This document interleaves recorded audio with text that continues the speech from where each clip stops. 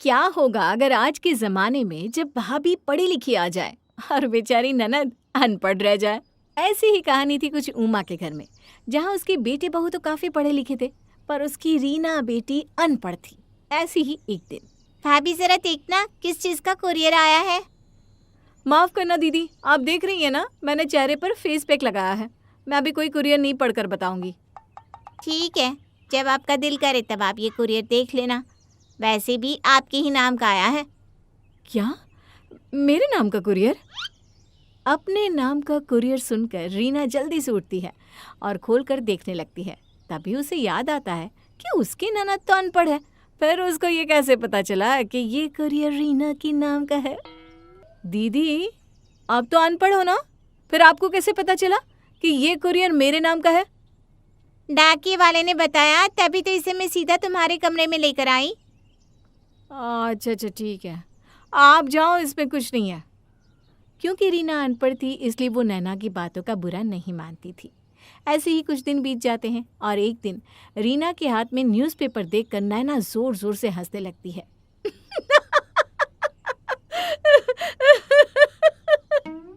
अरे क्या हो गया बहू, पागलों की तरह क्यों हंसी जा रही है? माँ जी, जब बात हंसने वाली हो तो इंसान हंसेगा ही ना। अब बताएगी भी ऐसा क्या हो गया, या बस पहेलियां बुझाती रहेगी? उमा के पूछने पर नैना रीना के हाथों से न्यूज़पेपर ले लेती है और घर वालों को दिखाते हुए अपनी ननद का मजाक बनाती है। ये देखिए इस न्यूज़पेपर को, इसे रीना दीदी पढ़ने की कोशिश कर रही थी। अब आप ही बताइए, ये देखकर मैं हंसू ना तो और क्या करूं? भला एक अनपढ़ कभी न्यूज़पेपर पढ़ पाया है क्या? नहीं भाभी, ऐसा नहीं है। मैं पढ़ने की कोशिश नहीं कर रही थी, मैं तो बस न्यूज़पेपर में फोटोज देख रही थी। दीदी, मुझे बेवकूफ़ बनाना बंद कीजिए। मैं बेवकूफ़ नहीं हूँ। मैंने खुद देखा था आपको आज न्यूज़पेपर पढ़ने की कोशिश कर रही थी आप। अरे अगर आपको पढ़ाई करने का इतना ही शौक था, बचपन में स्कूल जाना था ना, मेहनत करनी थी अपने भाई रतन की तरह। रीना को अपनी भाभी की ये बात बहुत बुरी लगती है और उससे भी ज़्यादा ये बुरा लगता है कि ये सब कुछ उसकी माँ आराम से सुन रही है। रीना अपनी भाभी की बातों का कोई जवाब नहीं देती और सर झुकाकर वहाँ से चली जाती है। क्योंकि नैना काफ़ी पढ़ी लिखी थी और रीना अनपढ़, इसलिए घर के सारे काम नैना अपनी ननद से ही करवाती है। क्या दीदी, आपने अब तक ना बर्तन धोए हैं ना खाना बनाया है, आखिर पूरा दिन आप कर क्या रही थी? भाभी चिंता ना करो, मैं अभी सारे बर्तन धो देती हूँ। मुझे तो समझ में नहीं आता कि आपका क्या होगा। कैसे होगी आपकी शादी? एक तो अनपढ़, ऊपर से कामचोर। अगर पढ़ी लिखी होती ना तो कुछ भी नहीं आता तो भी शादी तो हो जाती। देखिए मेरी बात ना कान खोल कर सुन लीजिए। आप अनपढ़ हैं इसलिए आपको घर के काम आने बहुत ज़रूरी है। अगर आपने घर के काम नहीं किए तो कोई लड़का आपसे शादी नहीं करने वाला, समझी? जानती हूँ भाभी। अगर जानती होती तो काम चोरी करना छोड़ देती। चलो काम पर लग जाओ फटाफट। इतना बोलकर नैना आराम से सोफे पर बैठ जाती है और अपनी फ्रेंड को फ़ोन करके बातें करने लगती है। अपनी भाभी का ये बर्ताव देखकर रीना की आंखों में आंसू आ जाते हैं, पर वो बिना कुछ बोले चुपचाप बर्तन धोने लगती है। अब इसी तरह से कुछ दिन बीत जाते हैं और नैना से मिलने उसकी दोस्त कामना उसके घर आती है। अरे कामना, तू इतने दिनों बाद यहाँ आ गई, आखिर तुझे मेरी याद? याद तो मुझे तेरी रोज़ ही आती है, पर क्या करूं, ससुराल वाले घर से निकलने ही नहीं देते। आज बड़ी मुश्किल से समय निकाल कर आ पाई। अब बता, तू हमारे ही मोहल्ले में रहती है, फिर भी हम दोनों एक दूसरे से मिल नहीं पाते। वही तो यार, शादी के बाद तो पूरी लाइफ ही चेंज हो जाती है। अच्छा तू बैठ, मैं अपनी गवाह ननद को तेरे लिए चाय बनाने के लिए कह देती हूँ। अरे नैना, तू अपनी ननद के सामने ही उसे गवार कह रही है? तेरी सास और ननद तुझे कुछ कहते नहीं क्या? भला मुझे कोई कुछ क्यों बोलेगा? इस घर में मैं सबसे ज़्यादा पढ़ी लिखी हूँ अपने पति के बाद। और वैसे भी गवार को गवार ना कहे तो और क्या कहे? मेरी ननद अंगूठा छाप है, उसे तो अपना नाम तक लिखना नहीं आता। क्या? आज के ज़माने में कोई अंगूठा छाप अनपढ़ हो सकता है? मुझे तो विश्वास ही नहीं हो रहा। तू अपनी इस अनपढ़ ननद को इतना झेलती कैसे है? क्या करूँ यार, झेलना पड़ता है। और दीदी, आप हमारी बात ही क्या सुन रही हैं? वहाँ खड़ी होकर जब तक बोलूंगी नहीं तब तक आप घर आए मेहमान के लिए पानी भी नहीं लाएंगी। अभी लाती हूँ। अब रीना कामना और अपनी भाभी के लिए चाय नाश्ता लेने के लिए किचन में जाती है, पर जाने से पहले उसकी भाभी उसकी भर भर कर बुराइयां करने लगती है, जिसे रीना सुन लेती है। उसे ये बात बहुत बुरी लगती है, इसलिए वो सारी बात अपनी माँ को बता देती है। क्या रीना बेटा, छोटी छोटी बातों पर रोने लगती है? अरे वो तेरी भाभी है, वो कभी गलत थोड़ी ना कहती है। अब तू अनपढ़ है तो तुझे अनपढ़ ही कहेगी ना। अगर पढ़ी लिखी होती तो ऐसा कुछ थोड़ी ना कह पाती। माँ, आप ऐसी बातें कैसे कर सकती हो? मैं भी तो आपकी बेटी हूँ। आप जानती हो ना कि मैं पढ़ाई क्यों नहीं कर पाई। इतना बोलकर रोते हुए रीना वहाँ से चली जाती है। समय के साथ नैना रीना के अनपढ़ होने का और भी ज़्यादा मजाक बनाने लगती है। अब जब भी कोई घर में आता तो वो अपनी ननद को नीचा दिखाने में कोई कसर ना छोड़ती। यही दिक्कत होती है आप जैसे अंगूठा छाप लोगों की। अरे तुम्हें कोई भी बात कितनी ही अच्छे से क्यों ना समझा दे, पर बेवकूफ़ लोगों के भेजे में कुछ घुसता ही नहीं। अब इसी तरह से नैना आए दिन अपनी ननद को परेशान करती और रीना की माँ भी कुछ ना कहती। ऐसे ही कुछ दिन बीत जाते हैं और एक दिन कुछ लड़के वाले रीना को देखने आते हैं, जहाँ लड़का रीना से इंग्लिश में कुछ सवाल करता है। Nice to meet you, but may I know how far you have studied? लड़की को इंग्लिश में बात करता देख रीना घबरा जाती है, तो वहीं नैना हंसती हुई लड़के वालों से कहती है, आप प्लीज़ ना इनसे ही हिंदी में बात कीजिए। देखिए, फ़िलहाल तो आपके सवाल के जवाब मैं दे देती हूँ। मेरी ननद अंगूठा छाप है, उन्होंने कभी पढ़ाई करी ही नहीं, शायद उन्हें कभी पढ़ाई में इंटरेस्ट ही नहीं रहा, तभी तो आज के ज़माने में भी वो अंगूठा छाप है। क्या तुम्हारी ननद अनपढ़ है? अरे हमें पहले ही बता देते कि लड़की पढ़ी लिखी नहीं तो हम यहाँ आकर अपना टाइम खराब ना करते। चल बेटा। अब जैसे ही लड़के वालों को पता चलता है कि रीना अनपढ़ है, तो लड़की की माँ ज़बरदस्ती अपने बेटे को अपने साथ ले जाती है। ये सब देखकर रीना रोने लगती है। उसकी आंखों से आंसू रुकने का नाम नहीं लेते। तभी वहाँ रतन आ जाता है और सब कुछ अपनी आंखों से देख और सुन लेता है। अरे रतन, आप आ गए। आप बिल्कुल सही मौके पर आए। देखिए ना, अनपढ़ होने की वजह से फिर से दीदी का रिश्ता टूट गया। मैं तो आपको कहती हूँ, आप दीदी के लिए ऐसा लड़का देखो जो उन्हीं की तरह अंगूठा छापो। अरे आखिर कौन करेगा आज के ज़माने में एक अनपढ़ लड़की से शादी? बस करो नाना, खबरदार अगर तुमने और मेरी बहन का मजाक बनाया तो। तुम जानती भी हो, आज मैं अपनी बहन की वजह से पढ़ा लिखा हूँ और मेरी बहन मेरी वजह से अनपढ़ है। ये क्या कह रहे हो तुम? भला इस अनपढ़ की वजह से तुम कैसे? जानती हो, मेरे पिता के मरने के बाद मैं, मेरी माँ और मेरी बहन रोड पर आ गए थे। मेरी माँ के पास इतने पैसे नहीं थे कि वो अपने दोनों बच्चों को पढ़ा सके, इसलिए मेरी बहन ने अपनी पढ़ाई छोड़ दी और मेरी माँ के साथ लोगों के घरों में जाकर बर्तन धोने लगी ताकि उसका भाई पढ़ लिख सके। आज तुम उसी अनपढ़ बहन का मजाक बना रही हो क्योंकि वो हम जैसी पढ़ी लिखी नहीं है। इतना बोलकर रतन गुस्से में अपने कमरे में चला जाता है। जब नैना को अपनी ननद के अनपढ़ होने का कारण पता चलता है तो उसे बहुत शर्मिंदगी महसूस होती है। दीदी, आपने मुझे कभी बताया क्यों नहीं? आपने मेरे पति के लिए इतना सब कुछ किया। आज आपकी बदौलत वो इतनी बड़ी कंपनी में काम कर रहे हैं, उनकी वजह से घर चल रहा है, मैं उनके साथ खुश हूँ और मैं ही आपको हर जगह नीचा दिखाती रही, आपके अनपढ़ होने का मजाक बनाती रही। भाभी, ये सब आपने अनजाने में किया है। मुझे आपसे कोई शिकायत नहीं है। आप बस खुद को कोसना बंद कर दो। रीना का बड़प्पन देखकर नैना को अपनी भूल का एहसास होता है, जिसके बाद नैना फिर कभी अपनी ननद का मजाक नहीं बनाती और अपनी ननद की शादी एक बहुत अच्छे घर में करवाती है, जहाँ कोई उसके अनपढ़ होने पर अफसोस नहीं करता। राम नारायण का एक बेटा कपिल और एक बेटी श्वेता थे। उन लोगों का परिवार काफी गरीब था, लेकिन फिर भी राम नारायण की समझदार बीवी के कारण वे पढ़ाई लिखाई में अच्छे थे।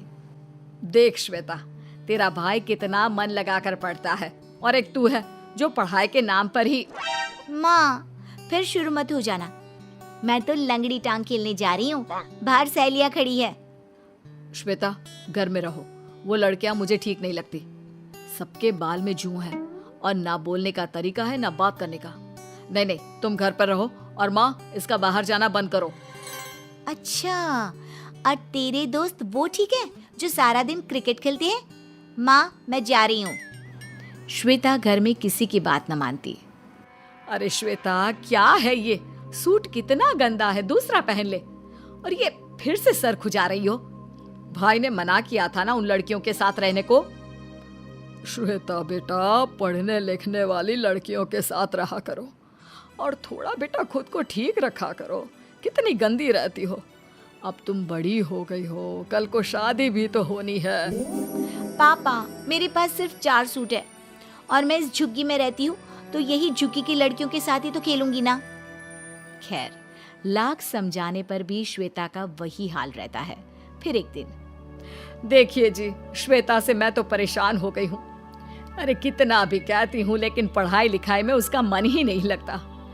और घर की हालत भी ऐसी है कि मैं इसे और पढ़ा भी नहीं सकती। अरे कैसी बात कर रही हो? तुम्हारे मुंह से ये बात शोभा नहीं देती। देखिए जी, मैं ये कह रही थी कि या तो ये पढ़ाई अच्छे से करे या फिर मैं वही पैसा इसकी शादी में लगा देती हूँ। बात तो सही है लेकिन तभी श्वेता आ जाती है। हाँ हाँ, मेरी शादी कर दो, मेरी शादी कर दो। वो क्या है ना, मेरी सारी सहेलियों की शादी तो कब की हो गई। सब बोलती रहती है तेरी कब होगी। मेरी शादी ही करा दो। अरे कुछ बनकर शादी करती तो कोई बात थी। लेकिन भाई, अब श्वेता को तो शादी ही करनी थी। इधर श्वेता की शादी होती है। जितनी औकात थी, राम नारायण उतने में ही बड़े घर में श्वेता की शादी कर देता है। लेकिन इधर श्वेता के मायके में, माँ देख, मेरी नौकरी लग गई है, वो भी पूरे 25,000 की। इतने सारे पैसे? कौन सी कंपनी है बेटा? पापा, अभी तो वो मुझे सिर्फ ट्रेनिंग देने के लिए पैसा दे रहे हैं। एक बार मैं सिलेक्ट हो गया ना, तो ये लोग मुझे इसका डबल देंगे। पापा, मैं मन लगाकर काम सीखूंगा। होता भी ऐसा ही है। धीरे धीरे राम नारायण का परिवार फ्लैट में जाकर रहने लगता है। पापा, मैंने कार खरीदी है, आज उसे शोरूम से लेने जाना है। अरे वाह बेटा, ये तो हमारे परिवार के लिए बहुत बड़ी बात है। चलो। तभी वहां श्वेता अपने बच्चों के साथ आ जाती है। श्वेता का पहनावा ओढ़ावा आज भी वैसा ही होता है। अरे वाह, श्वेता भी आ गई है माँ, और मुन्ना भी। कपिल श्वेता के बच्चे को गोदी में लेता है और मामा की कार लेने जाएगा मुन्ना। और तभी उसके हाथ गीले हो जाते हैं। ये क्या श्वेता, तुमने इसकी पैंट चेंज नहीं की? गीली है, बच्चे को गीला नहीं रखते। वो क्या है ना, बार बार गिला करता है, कितना बदलूं, चलो।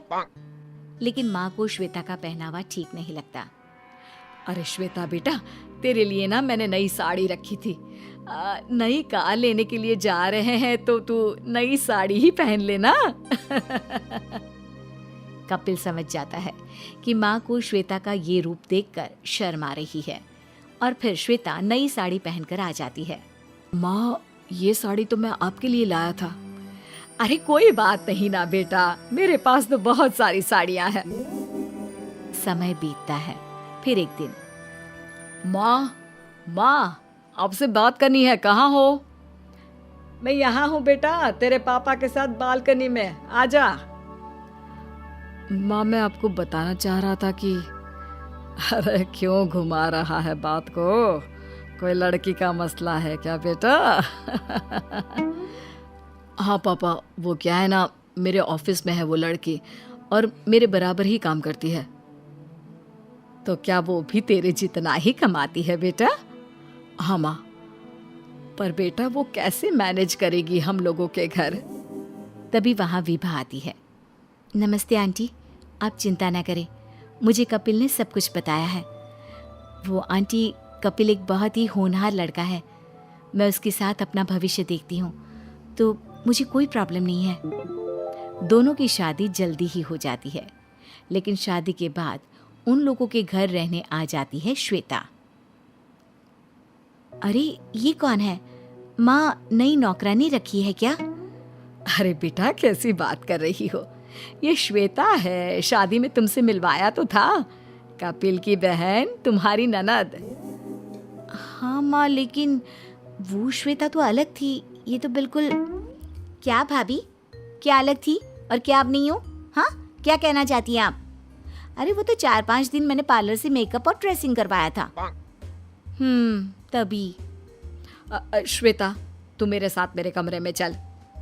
श्वेता गंदी कीचड़ वाली चप्पल से सारे घर में चलती हुई माँ के कमरे में चली जाती है। हे भगवान, ऐसे लोगों को कौन समझाए कि डोरमैट नाम की भी चीज होती है। तभी वहाँ कपिल आ जाता है। वो पूरे घर में पैरों के निशान देखकर बोल पड़ता है, क्या श्वेता आई है? आपको कैसे पता चला? वैसे छोड़ो, ये क्यों नहीं बताया था कि। तभी ससुर आ जाते हैं। अरे खाना लगा दो ना बहू, पता नहीं आज क्यों भूख लग रही है। हाँ पिताजी, सारा खाना तैयार है, मैं अभी लगवा रही हूँ। कपिल, चलो मदद करो किचन में। पति पत्नी मिलकर खाना लगा रहे होते हैं कि श्वेता कहती है, हाय, कैसी है? पति से घर का काम करवा रही है, और माँ आप कुछ कहती क्यों नहीं हो? अरे क्या कहूँ बेटा, बहू भी तो ऑफिस जाती है, अब कपिल भी तो बहू से बाहर का काम करवाता है ना। विभा सास की तरफ देखकर मुस्कुरा देती है। दीदी, आज हम लोग आपके लिए शॉपिंग करने चलेंगे। वो क्या है ना, आपको जरूरत है। अरे कोई फायदा नहीं है बहू, ये बचपन से ही ऐसी है। मैंने इसको नई नई कई डिजाइनर साड़ियाँ दी है, लेकिन नहीं, इसको तो वही साड़ी पहननी है, सड़ी गली हुई सी। श्वेता, तेरी इस साड़ी से ना बदबू आ रही है। हाँ भाई हाँ, गरीब बहन के शरीर से बदबू ही आएगी ना। ये बोलकर श्वेता कुर्सी पर दोनों पैर रखकर हाथ से खाना शुरू कर देती है। खाते खाते चप्पर चप्पर की आवाज भी आ रही थी। वो क्या है ना, मैं अपने कमरे में जाकर खा लेती हूँ, कुछ लैपटॉप पर काम है वो भी कर लूंगी। विभा के जाने के बाद सच्ची तूने तो हद पार कर दी।